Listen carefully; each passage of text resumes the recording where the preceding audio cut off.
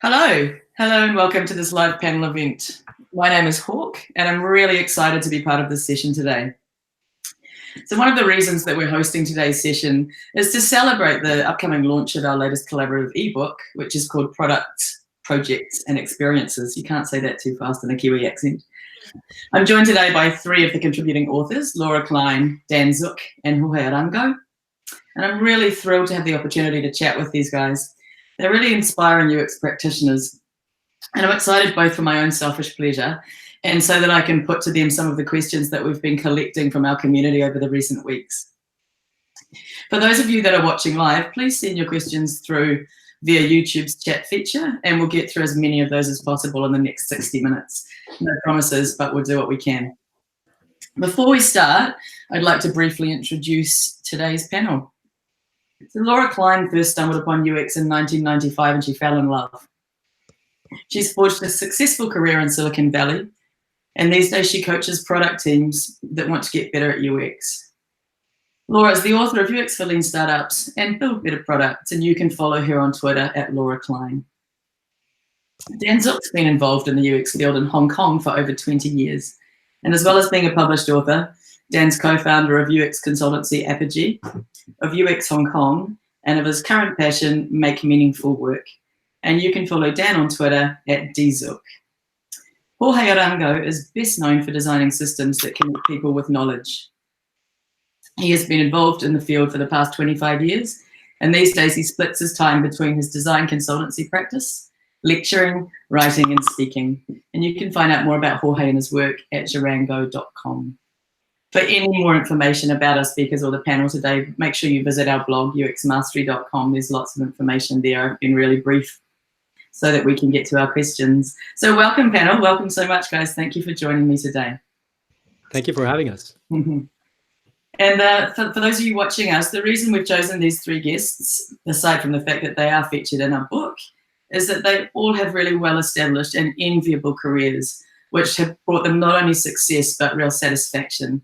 And today we're going to dig into some practical ways that we can begin to shape our own careers and explore our own vocations more deeply. So that's probably enough from me. We jump straight into the first question. And that first question, I am going to put to you, Dan. Let me find my questions. My first question. So most workplaces today are still very much geared towards driving efficiency, productivity, and growth. As a result, people often feel that work is wasteful, busy, stressful, or purposeless. What would happen if we changed our mindset and allowed ourselves to choose projects that are both energizing and empowering? Well, thank you for the question, and thanks for having me today. So I guess if we zoom out a little and we were to look at work as an environment, and I realize that sometimes people use culture to describe environments. So we tend to use the term environment, where culture can be described as an instance of environment. And then we start from the point of, well, what do we actually want our environment to be at work? So it's actually inferred in the question. Well, it's not inferred, it's very explicit in the question of how can we make meaningful work, where work is actually happening within an environment. And if we were to split environment for the sake of today into two halves, one half is what we call the explicit half within the environment, and that's where we often see the work at play, which tends to be transactional. It's things that are to do with the day-to-day delivery of the work, and that's having an impact on people. And the language that we use in that first half of work in reference to delivery is also having an impact on people. And it tends to be, to speak in more general terms, it tends to be still very driven by a significant amount of industrial age ways of working. Terms like some of the terms we're even fond of, agility and speed and velocity and productivity, and These are happening in the first half, what we call the transactional and delivery. There's actually a second half to the environment, and that's what we call, it goes by different names, but we can call it almost the healing part or the healthier part perhaps of work, which tends to be the more implicit part and the part that's not made explicit enough. And that part is where practices exist, and practices are often hidden from view. And so what happens in the second half of work is we're trying to be more explicit about what we call the learning mode, the learning or the reflection mode. Now, this is different to what would be described in Agile as retrospectives. This is really creating a larger portion of time at work for explicit learning and explicit reflection to happen, whereby you can capture practices through what we call practice spotting, so that people have the time not only to be doing the day-to-day production of the work, but also equally to be doing the learning and reflection to determine, in fact, if they're doing the first half very well as connected to the second half. And so I'll finish the probing at that question with mindset. And what it actually implies in everything that I've said within the environment is we encourage people to think about the attitude as related to mindset that you bring into the environment. And what that means is, instead of, which happens a lot at work, instead of reacting to the environment, you're able to hold on to specific practices, to have a very specific attitude, to have more intention in the work that you're doing. That's not only to do with the delivery and the transactional part, but equally to do with the learning and the nurturing and the healthier aspects of what we're trying to do with make meaningful work. Awesome. I'm interested, Laura, thank you, Dan. I'm interested, Laura or Jorge, in your thoughts, especially around thinking about our audience. And I've spent a lot of time with Dan talking through these things and have a really good idea of what he's referring to. But for beginners or for young or inexperienced UXers, how can we put ourselves in a position where we are able to get into this mindset, or even have the opportunity to be picky about the kinds of projects that we do choose? Does anyone have thoughts there? Go ahead, Jorge. No, go ahead, please. I was going to say, Dan has clearly thought about this far more than I have. So that was a great answer, Dan. Here's my take on it, which I think is a little bit maybe less well thought out. I think, Hawk, you hit on it. When you're new at this, or when you're maybe a more junior person just getting into it, sometimes you got to do stuff that's not super exciting, and sometimes that stuff's just got to get done. And sometimes the things that, even I, who's more senior, I've been doing this for a long time, I still have to do stuff that sucks, and that's why they pay me to show up, right? It's work. That's why it's work and not hobbies.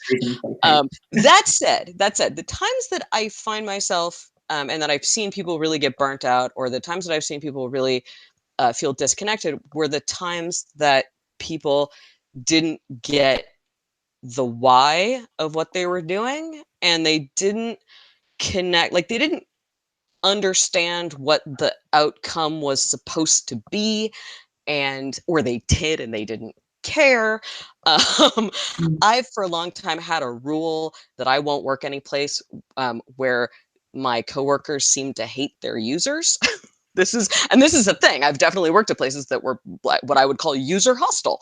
And I've seen teams like that, and like they just seem to be in this antagonistic relationship with their users, and you get into this point where you don't want to help these people, and it becomes really, these people they're always asking for stuff, and I don't want to be there. So if you care about the people that you're helping, and if you truly feel like you're helping people, and you truly understand how what you're doing fits into the greater scheme of things, I think hopefully you will have a greater tolerance for maybe some of the things that you do that maybe aren't that exciting, or aren't really learning opportunities, or maybe just there was a thing that had to get done and it wasn't that great. And I mean, God knows I've done, my share of data entry because it had to get done and I was available.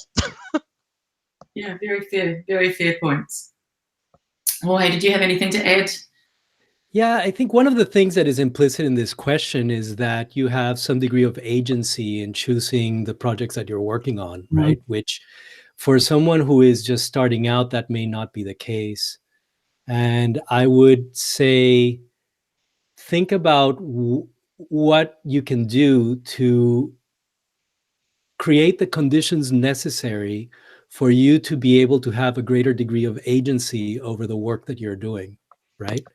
So that then you can make sure that the work is aligned with your why, right? So it's have a clear hierarchy of values, which I think everyone has to some degree, a clear hierarchy of values. They just don't, perhaps they've acquired them accidentally and haven't thought about them very clearly, right?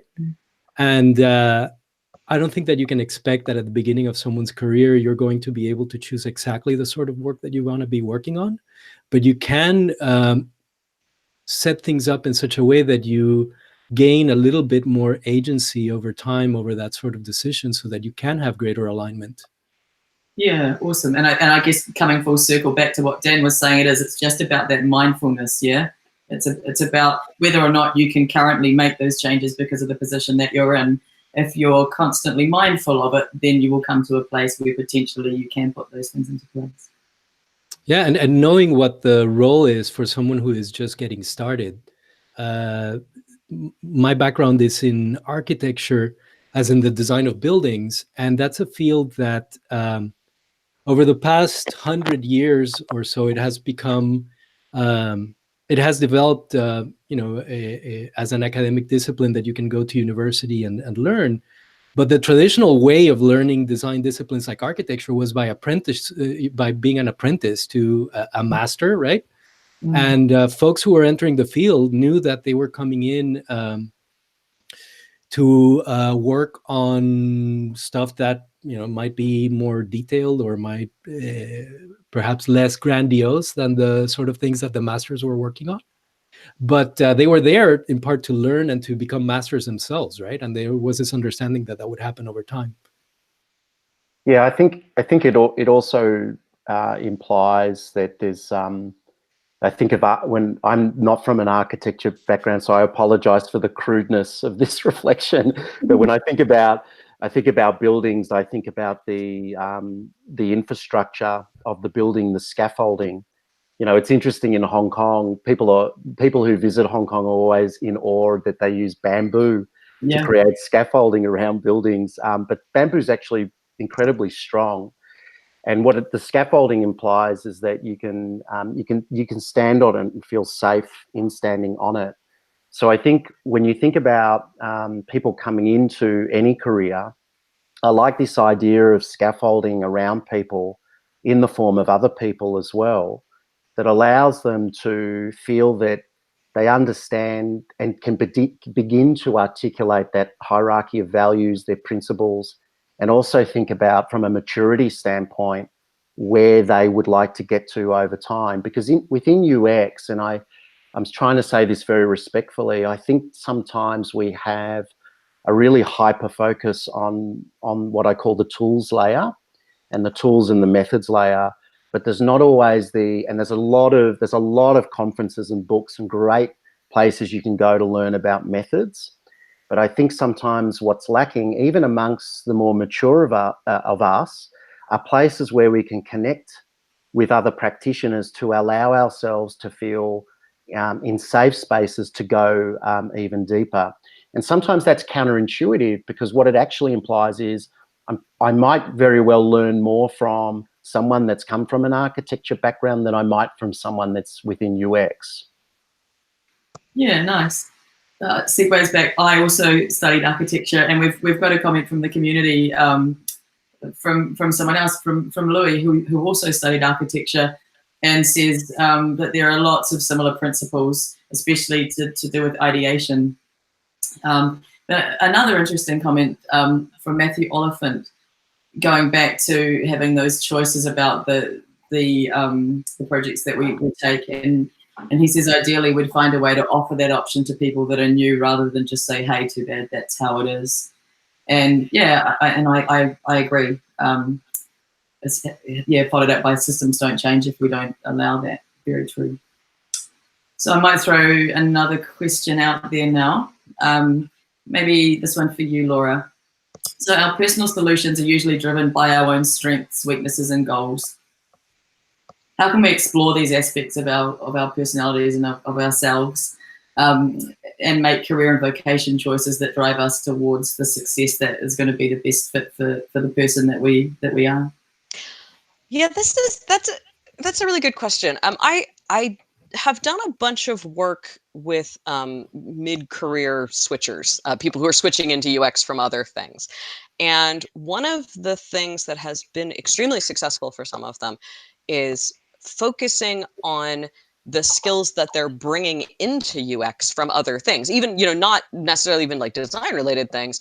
I worked with a woman who wanted to do research, and she had been a scientist and she wanted to do more user research. And so she ended up doing a bunch of user research, for scientists. And it was incredibly helpful because she sort of knew how it worked. So sometimes I think that part of it is just understanding that you have skills that might not be what you think of as UX skills or product skills or whatever. You have skills that you bring to this. And then also to recognize the difference between things that you're really good at doing and maybe things that you've been praised for doing.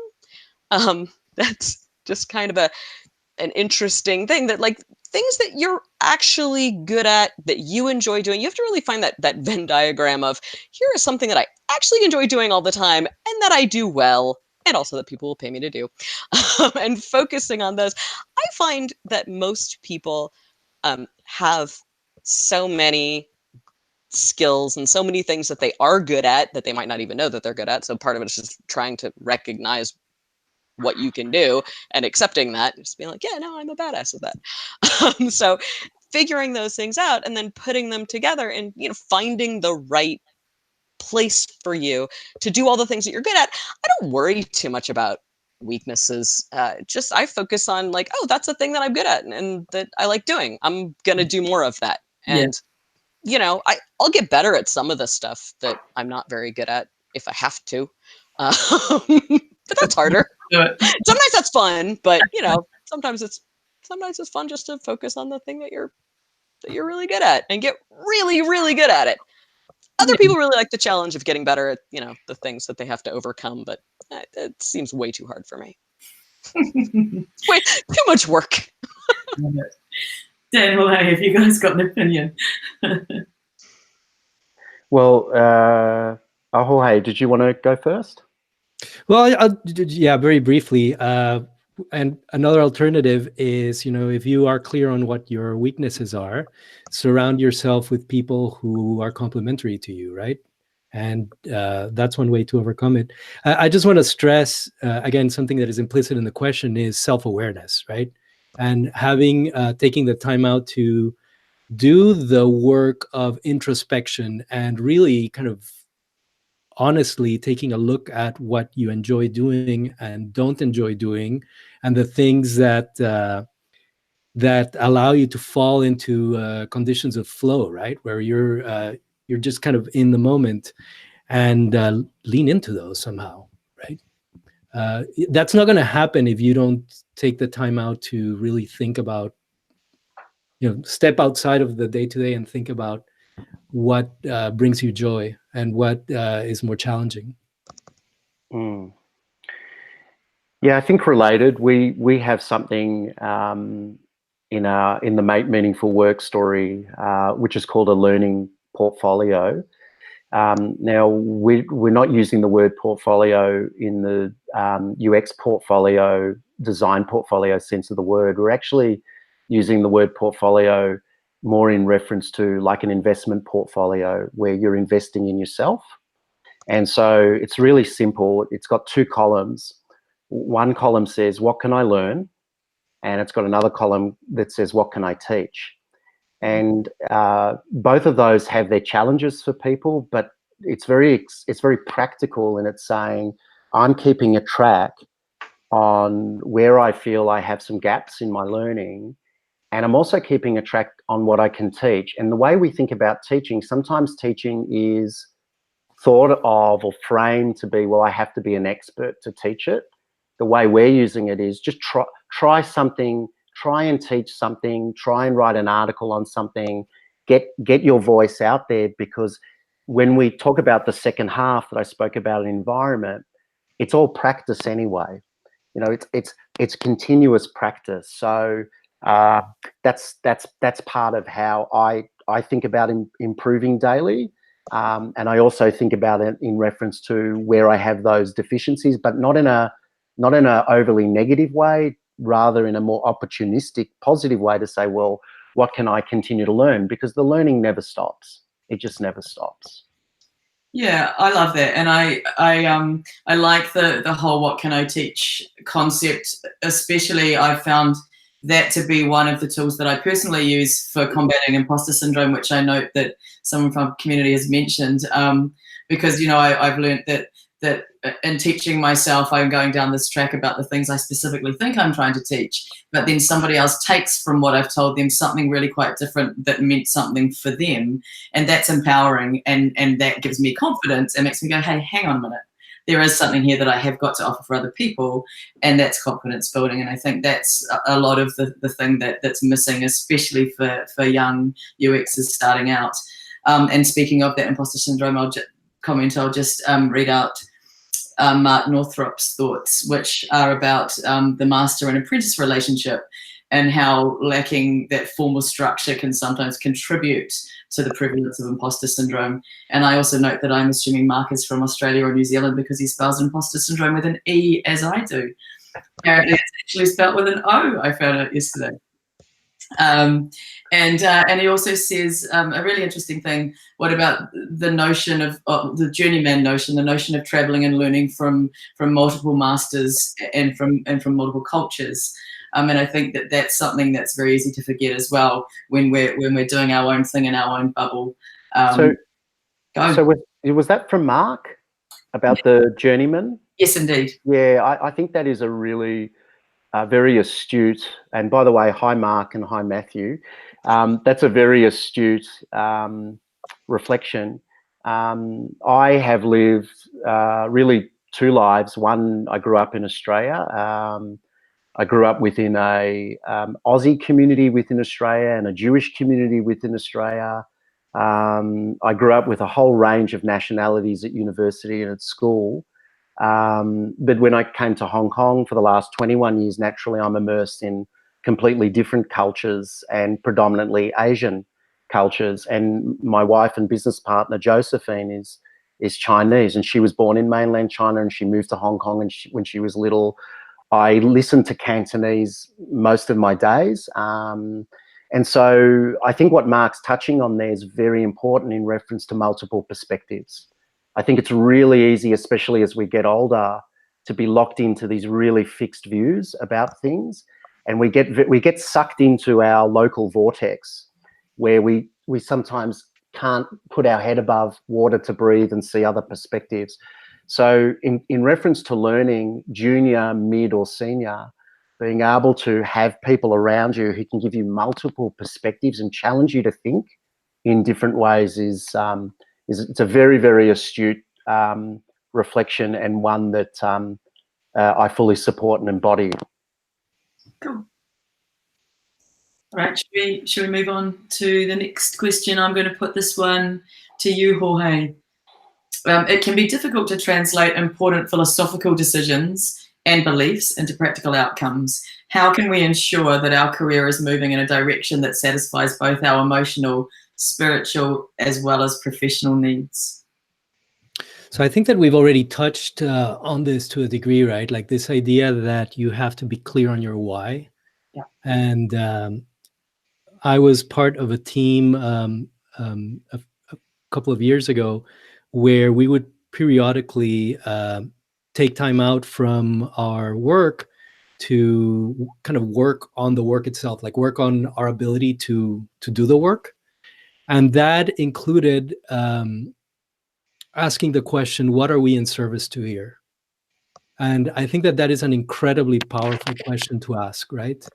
I think that the word philosophy is a word that makes people anxious because they associate it perhaps with academic philosophy. You know, they think, oh my gosh, are we going to be talking Nietzsche or Heidegger or any of these things? But really, I think of philosophy as living a considered life, right? Like, what is the life that you want to live? And if you have not thought about that, and you haven't consciously set out to align the life you're actually living with the life that you would like to be living, you're going to live a life that is not guided by you, but somehow kind of riding along on circumstances, right? So again, I think that this notion of taking time out from the day-to-day, the daily grind, and doing the work of really sitting with these questions and clarifying what your values are. I actually, pardon me, I have a book I pulled out from my library that was actually really helpful to me, called The Highest Goal by Michael Ray. I think he teaches at Stanford, or used to teach at Stanford, and it's a book about, you know, he offers a process for you to sit with your values and just clarify what they're about. And I think that that's something that everyone, not just in UX design, but everyone should do. Yeah, I agree, and I think that we need to be encouraging our team members and other people that come in to the industry to take that time and to stop worrying too much about overperforming and making sure that everything that they do is visible and everything they do is contributing to, you know, every second of their day is contributing to the project at the detriment of mental health and of satisfaction and of general well-being of your organization. Dan or Laura? I'll just add to that. So yeah, the exercise is the following, and I think that this came up in Steve Jobs' famous Stanford commencement speech, right? Do the mental exercise of imagining yourself in your deathbed, as morbid as that sounds, right? And think it's like, did I live a life that I'm satisfied with? And folks who work in palliative care and who work with folks who are kind of at the end of their life report that that's like the number one thing that comes up for those people. It's like the ones that have regrets they're not regrets about not making enough money or whatever. It's regrets about not having lived the life that you really wanted to live. And you can't do it at the end. You have to do it while it's happening, you know? Yeah, I agree. Laura, Dan, do you have a comment? No? That's great. I agree with Jorge. So, well, a question has come through along these lines, so I'll jump into that before we move on. And it's how do we encourage sitting with these uncomfortable or challenging notions, especially in environments, sorry, Luke's typing as I read, especially in environments when we're having to explain the basic value of our work, let alone the nuances. So I guess a little bit of what I literally just said, that we do need to encourage this kind of thinking and stopping to take a breath. But how do you think we can encourage that? How can we make that part of our daily routine for our team members or for our colleagues? Well, we have a tool. We've only got one tool currently, but it's a tool that we've put a lot of years of thought into and arrived at it, called practice spotting. And Joe and myself are predominantly researchers at heart, so it's very much a tool that you can imagine it like a key. It's a key that you insert into really any environment, and you can also use it on yourself and with other people. And what it's there to do is to help you observe and listen with intent about the environment to determine if that environment is indeed a fit for you. And so I think that is something that everybody can continue to practice, because not all environments are right for us. And it's not a matter of being overly negative about the environments that are not right for us. It's knowing which environments are conducive to us growing in healthy ways and which are not. But being explicit with a practice spotting tool to insert that in and to be able to arrive at those practices within the environment, people within the environment, conditions within that environment, values, as Jorge has been talking about, that are right or not right for you, also begins to, perhaps with intention, begin to define or design your own philosophy. And I agree with Jorge. I don't think we should steer away from philosophy, as he said, because it's seen as academic. It doesn't need to be seen that way. It can actually be an incredibly practical driver in the way that we work and we live. Yeah, awesome. Agreed. Okay, I'm going to rein it back from the philosophical into something significantly more practical. I'm going to throw it at. Who am I going to throw it? I'm going to throw it at you, Laura. Did you ever have a time in your career, which we know you did because you told us before, where you became bored or disillusioned with your work? And when that happened, what did you do to rekindle your excitement? Oh my God. So you have to understand that when I say that I started with UX back in the mid 90s, what I mean is I started doing some research back then. Since then, I have been an engineer. I have taught UX. I have written books. I've given talks. I've taken time off to work on my own stuff. I get bored, I would say, every couple of years. So it's not so much like, do you get bored? It's like, are you ever not distracted by something shiny? The answer is, yeah. I mean, I know that I am the kind of person who needs to be in an environment where there is a lot of stuff going on, and there are many different things that I can do and be involved with, even like day to day. I do much better if I've got a, like, yes, it's great if I can get into like flow to work on a specific design, but like, even at this point where I actually am the head of product at a company, I still occasionally will just, do design work for 4 or 5 hours because I love that. And also sometimes I'll do prototyping, and also I'm teaching a class in May, and I just really have to do a kind of a whole bunch of things, or I get very distracted. So here's the thing. That's not going to work for everybody. In fact, it's not going to work for most people who have what we like to call an attention span. So if you are that kind of person, you need to figure out what keeps your interest. I think part of it, though, for me, was realizing that, not beating myself up over it, because I would do this thing where I would kind of skip around. And I mean, I am the very traditional sort of job hopper. When you look at my resume, it's kind of all over the place. And you know what? Honestly, it's weird. I think I, might have done better had I actually been able to focus on any one given thing.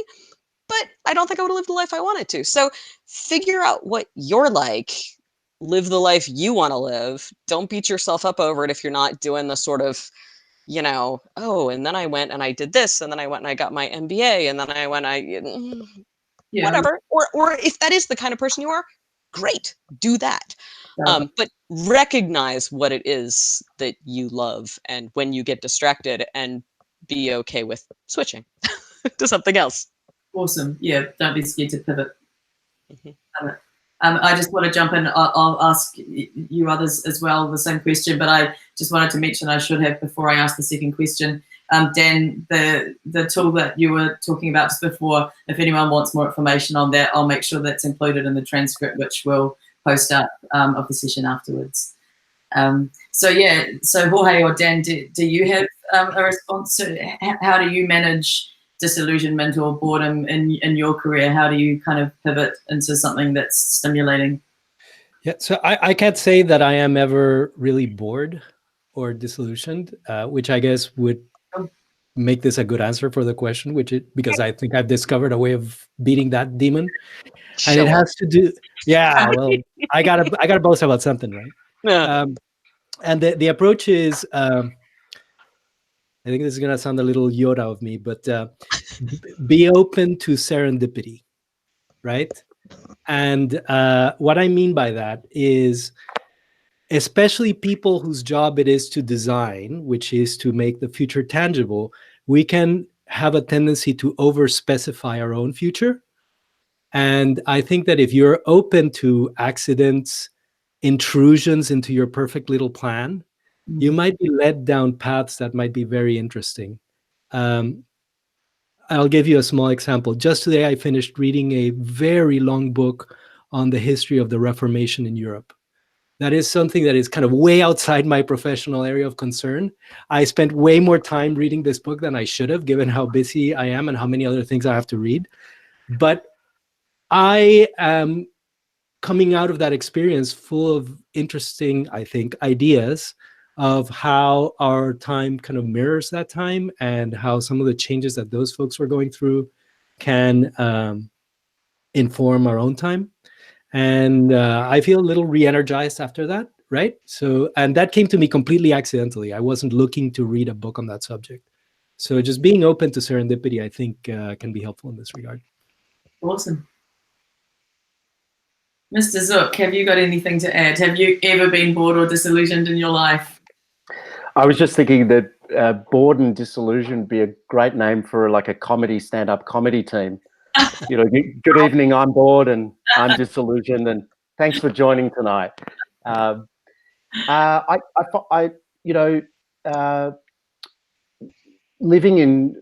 lived into what might appear to be two very different cultures, and I'm oversimplifying, like a sort of a Western way of thinking and an Eastern way of thinking.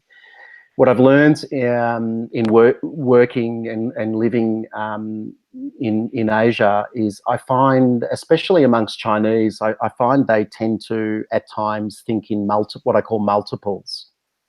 And so the idea of multiples is they don't necessarily always think of in a linear way of this or it's that, or it's A or it's B, or it's black or it's white.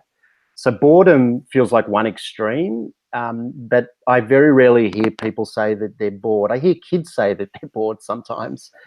I hear adults say more, and I think sadly that they're busy.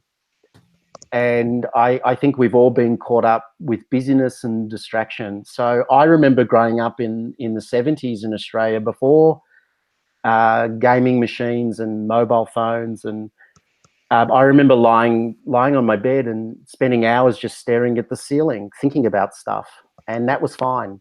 So I think my practical answer would be, find the moments to deliberately not be thinking about anything as a practice, and use those moments, use the serendipity to be able to help you determine what is it that energizes you. Busyness, to me, when people say busyness sounds like they sometimes haven't necessarily found the thing that energizes them. It's just that they're trying to find things to keep them busy, because they're not necessarily confronting the things that they need to. And boredom, as another extreme, sounds almost of a similar nature, where they're just kind of motoring along. So there, again, there's something, to use Jorge's language, there's something inherent in that's troubling to me. I think seek more diversity in your practices, and it's okay to be busy at times, and it's okay to be bored at times, and look, in the spirit of multiples, look for every nuance in between those two states. Nice. All right, I'm going to put a bit of a downer on this, not quite as much of a downer as Jorge. Can I add something real quick there? Certainly may. If you find yourself being bored, that's good, right? Like, because there's awareness there of your state. Yeah. Right? Like that's telling, your body's telling you something. Yep, that's coming back to that mindfulness, and perhaps not necessarily seeing boredom as a negative thing, but as a cue to make a change. Right. All right, so yeah, back to the downer, and not quite as much of a downer as the deathbed conversation of previous questions. But I want to put this question out there because it was asked by a member of our community on Twitter during the week, and it's also something that I actually get asked a lot, especially in our forums. And I'm going to put it to you, Laura. When do you know that it's time to leave a company? When is it time to go, actually, I've got to be brave, you know? So this is yeah, this is a weird one for me because I have left a lot of companies because, like I said, I hop around. I realized many years ago, and this is 100% consistent, that when I am driving into work, sometimes if things get to a point where they're bad enough, I swear to God, start fantasizing about getting into a small car accident that is just bad enough. Good Lord. Not actually injured, but like just bad enough that I don't have to go to work that day. And I will honestly, I have got to the point where when that happens, I will just go in and quit. Because what that's telling me is now my body is saying, I would rather suffer physical damage than go and deal with these people any longer. And this is 100% true. It happens every single time. I, in some ways, credit the fact that I have been at my current job for 3 years to the fact that I work remotely and don't have a commute anymore. So I really have just no idea how to know when to quit. But there is this. I get an actual physical reaction. I'm not like, and I say it like it's a funny thing. It's not funny. It's horrible at the time when I'm just like, that bus. It's a physical reaction where I'm just like, I'm not happy. And I'm not the kind of person who's like happy all the time, God knows. I'm happy some of the time. So it's not just like a little thing. It's like, I'm so unhappy that I don't think this is fixable. I'm not optimistic. It's not like a thing. It's just we're done here. And since I've been doing it for so long, I've sort of figured out what that feels like to me again. And the funny thing is I'm saying a lot of things about like, oh, it's just a feeling. I'm not really that touchy-feely of a person. I'm not that in touch with my emotions, which is probably why I have to imagine getting hit by the bus. But I'm telling you, it really does get to that point. And here's the thing. I've talked to folks. I know a lot of people who I swear they have gotten past that point. They are so beaten down and they're so unhappy at their jobs, but they're staying because they feel like they have to, or because and I 100% get that some people have to because they literally have to. They need the money. And I have so much sympathy for them. I am not there anymore, and I am so happy not to be there anymore. And I hope everybody gets past the point where they are. But if you are in UX right now, there is a good chance that you don't have to. And so don't stay because, like, if you're feeling that sort of thing, it doesn't have to be the bus, but if you're feeling that sort of thing, you don't have to stay because you're worried about your company or your product or your coworkers. I mean, those are nice. It's great that you worry about that stuff, but worry about you. Worry about the fact that you're honestly just so deeply unhappy that you gotta go. Also, there are all sorts of other good reasons to leave a company, like you get a better offer, but I've never quit a job with another job lined up. I honestly let it get to the point where I'm fantasizing being hit by a bus, and then I just leave. All right, that was one. Healthiest. I'm not necessarily going to post to my community that you all hop into car accidents. I understand what you're saying.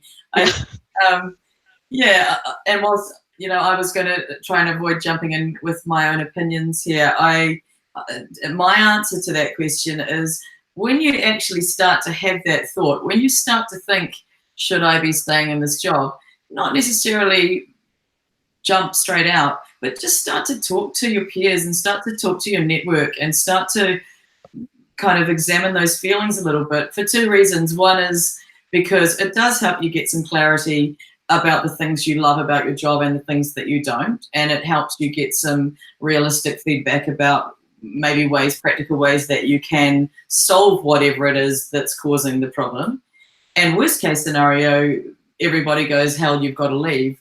then everyone knows that you're looking for another job, and that's, you know, that's an important next step. People aren't going to offer you something if nobody knows you're looking. So it's kind of win-win. I'd try that before any car accidents, especially involving buses. I will say this. I feel like you have to have some optimism. There has to be some optimism left that whatever's broken can be fixed. Because like I said, that stuff's, sometimes you have to do stuff you don't like. It's work. Sometimes not everything's going to be great. That's fine. You have to have some optimism that the thing that is upsetting you is going to get better, and that it realistically could get better, and that there's something you can do to make it better, and that it is going to get better on some timeline that doesn't involve you, you know, just giving up entirely before that. So that's important. And I think the times that I'm feeling that way are times when I'm just kind of like, it's not like, it's that moment when your body just goes, this isn't getting better, is it? This is never going to, this is just how it is now. I need to go. Jorge, have you got an opinion? Well, I'm just thinking that this is where it's helpful to read about things like 16th century Europe, right? Because Sure. because you have choice. They didn't right? have either. Folks back then, you know, if you were born a serf, basically, you did not have a choice as to what you were going to do with your life. And these questions about, does it align with my values? Do I like my coworkers? Like, it was hand to mouth living, basically, right? So you, my friends who are watching this, are incredibly privileged to live in a time when we don't have to do things for reasons other than, you know, this is the thing that I want to do with my life. Mm-hmm. And you have the privilege to be able to reach old age feeling satisfied with the way that you've spent your time here. Make use of that. Nice. Are you going to keep things positive? I didn't mention death. To add at this point. Should we go into another question? All right. This isn't no one in particular. I'm keen to see, to see who feels the need to jump in. But one of the questions from the community is, what are some key things that you guys believe that you've done to get you where you are today? And I think by where you are today, they mean in a place that you are confident and comfortable and are enjoying your job enough that you can be philosophical about it and you can give guidance. So yeah, what was a key aspect of your career that's kind of helped you to get to this place? Well, I'll mention three, I think, quick ones. One is read. I think more people I know don't read than read.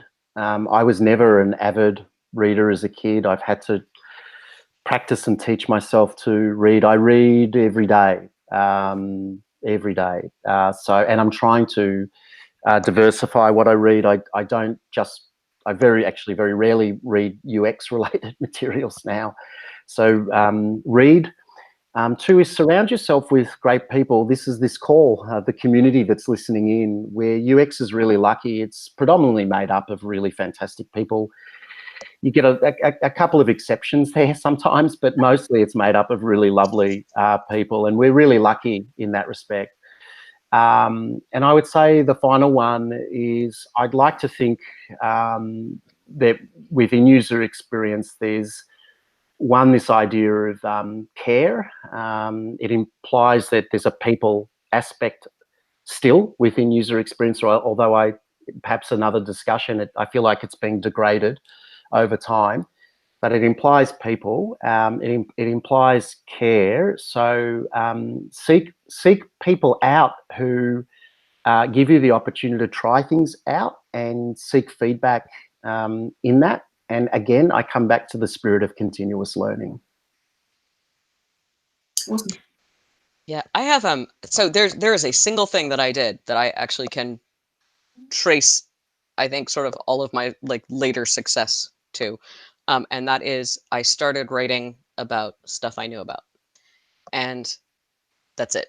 Like what I had to do that is I had to realize that I had something that I knew that nobody else knew, and I actually had to be told that by somebody I was like, but everybody knows this. No, very few people know that. Oh, okay. So then I started writing about stuff, and I was like, oh, I know things, and I can share them with other people. And then that has over time turned into, again, the podcast and the, teaching and mentoring and all of these things where I'm like, oh yeah, no, I do know things, and putting it out there. It has created for me, I think, hopefully, I'm afraid to jinx it when I say this, but it has created for me. Somebody told me once that there was a difference between job security and career security. Job security is when you feel like, you're at a job and like that job is safe and like they're not going to fire you. And career security is where you're like, well, if they did fire me, I'd be fine. Yeah. And I feel like I've sort of moved to more of that career security where I do know things. I am good at things. I put them out there. People see that. They know who I am, and they, sometimes want to work with me based on what I put out there. The other great thing is that if you write like I do, some people read it and go, oh no, we don't want to work with her. And it's a great it's a fantastic filtering mechanism. So be yourself, and the people who really like you will want to hire you and work with you. And the people who don't, you'll never hear from, and it'll be great. But really, it is huge just having that recognition that like there's a thing that I could teach somebody. So I'm going to do that, and I'm going to put myself out there, and I'm going to get feedback on it and put more of it out there. Yes. I love that distinction, Laura. It wasn't mine, by the way. It's Career security and, well, wherever it came from, right? But I will add to that job security does not exist. Mm-hmm. You have to work on career security, right? If for no other reason, for the reason that Dan brought up at the beginning of the call, which is that the construct that we know as job security is something that comes from a different era, and it's an era that is going away. And you have to work on career security first and foremost. And working on career security is going to make you better at your job. So that follows from that, right? And putting yourself out there is also a lovely point. I think the UX community, again, generally is a nice, supportive and caring place to be able to do that. Putting yourself out there comes in different forms: articles, presentations, workshops, podcasts. It's a way of, when you move it from outside your head onto another medium, something changes in that. You're able to, if you can reflect on that moment, that it shifts from your mind to your head, and then be able to talk about it with other people, it's a very useful thing. And I have to say, as I'm perhaps handing back to Hawk, that UX mastery is indeed one great place to do that. So how's that for a segue? Hawk, back to you. Well done. But I agree with you. And what I'm hearing from all of you is read, is write, is put yourself out there, is network, is make your voice heard, is build your reputation, and all of those things incrementally help you get to a place where you have the confidence to be able to make choices that you might not have had the confidence or the resources to make before. And I love that. And you're right, Dan. At UX Mastery, so much of the reason that we do what we do is to kind of help the community and help new UXers not just find their way into UX, but to start to have a place to make their voice heard. And so, yeah, for anyone listening, if you've got something to write about or you've got something to share, hit us up. Send us an email or go to our website, because we're always keen to hear new voices, and if we can do something to help you, then yeah, let's have a chat. But enough marketing. I am going to read out a couple of book recommendations from Louis, who says read Mitch Horowitz's The Miracle Club, which segues into the previous conversation about finding who you are, and Hero's Journey. So maybe give those a go. All right, another question. We've got 6 minutes to go, and I'm aware that we need to end at the top of the hour. So I like this one. How do you consistently stay aware of what brings out the best in other people? How do you create a space to bring out the best in the people that are around you and to help bolster them into this place that we're talking about trying to get to? What can we do to help the people that we work beside to support them in their journey? Any of you? I'm going to go for Jorge. I mean, the first thing that comes to my mind here is teaching, right? That's something that is very big for me. And teaching requires you to be very conscious of how you respond to the things that are being presented to you by folks and how their perception of who they are and what their level of ability is either reflects or doesn't reflect on the work that they're showing you, right? So that calls for knowing how to create the space to give feedback in a way that is constructive and that allows folks to grow in positive directions, right? And I can tell you that it's, at least for me, not easy. It's something that I have to work on.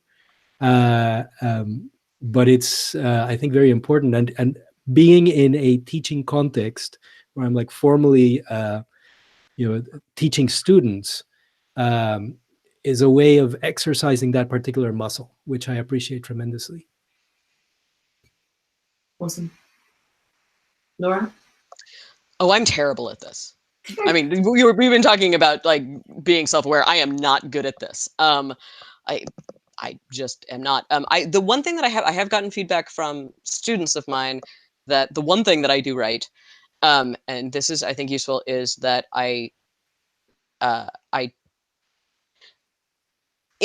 for many people, not for all of them, they can tell that I care deeply about them as a person.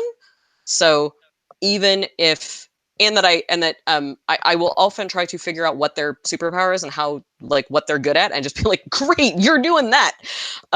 So I very much let people kind of like run with stuff. But in general, it's a really hard thing to do. I tend to limit myself to working on small teams of people who are really good at certain things that I am not necessarily good at. So I can kind of go like, great, you're in charge of that, and I'm in charge of this, and let's work together on this thing. Because I know that that's important. And I do care deeply about the people. Well, when I do care deeply about the people, they can tell. Unfortunately, they can also sometimes tell if that's not true. But so if you give feedback, or if you give, any kind of negative feedback, like, as long as they know that you love them, they will take it better. Yeah, I will say that. Authenticity and honesty, right? Just about having the courage to put ourselves out there and go, hey, I'm not very good at this, or shit, this is a thing that I really struggle at, which kind of gives other people, I just swore, which gives other people the opportunity to, I'm a Kiwi. I'm a bad influence. To go, shit, if she said that she doesn't feel good about that, then maybe it's normal, and just giving people the opportunity to go, hell, no one feels good all of the time, and making it a safe place to talk about those feelings, I think is often a good way to support. Dan, do you want to add something? You've got 2 minutes. Can you do it? Sure. Yes, I can. There's the me and the we within. Let's do full circle. We're back to the environment. There's the me and the we. We're on a call right now. We're on a call that's an environment in itself. There's Laura. There's Jorge. There's Hawk. There's Dan. And there's someone behind the scenes, and there's the people listening in. So it's not just about you. It's about the we. So I have a habit of reading articles and sending articles to people to read. Some of the people listening on the call know that I do this. Whether they read it or they don't read it, I'm not entirely sure, but the act is to give. So it's about the me and the we. It's about giving. It's about creating a security and a trustworthiness within community. And I would say, to hand back to you, Hawk, I come back to the notion of UX mastery is one place where, of a number of places globally in reference to UX, that is explicit and intentional in community building, and that's a great thing.